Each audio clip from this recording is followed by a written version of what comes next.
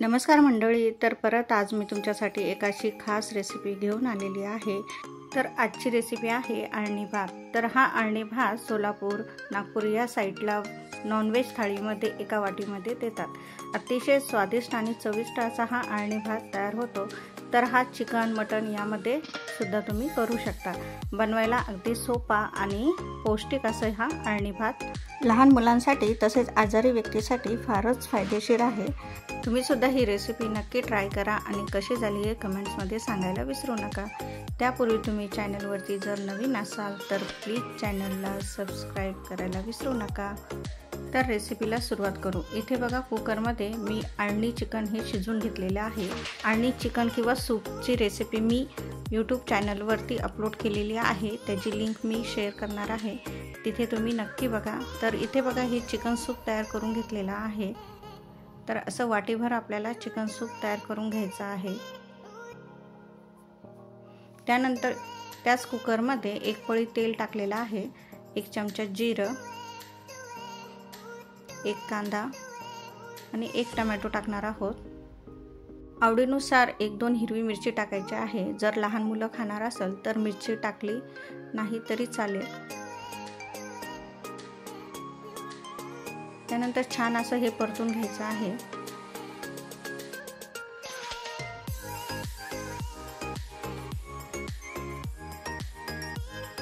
अर्धा चमचा हळद टाकलेली आहे। त्यानंतर आपण हे चिकनचं पाणी टाकणार आहोत। पीस यामध्ये टाकायचे नाहीये, पीस आपण हे शिजवून घेतलेला आहे। त्यानंतर आपण भरपूर पाणी टाकणार आहोत। हा भात थोडा चिकट असतो।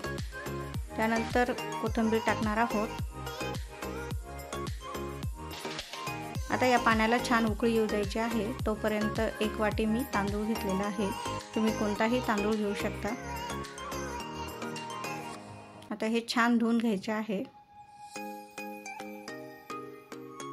तर बघा पाण्याला छान उकळी आलेली आहे। आता यामध्ये आपण हा धुतलेला तांदूळ टाकणार आहोत।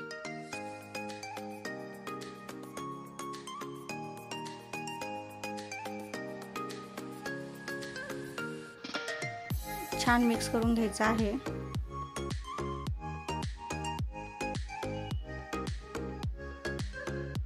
त्यानंतर कुकरला झाकण लावून 3 शिट्ट्या होऊ देणार आहोत।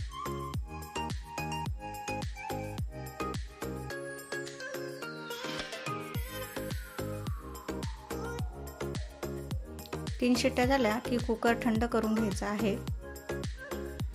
आता कुकरचं झाकण काढून बघणार आहोत। तर इथे आपला अळणी भात तयार आहे।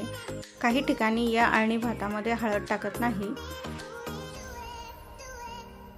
तर बघा असा मस्त आपला मऊ हा अळणी भात तयार झालेला आहे।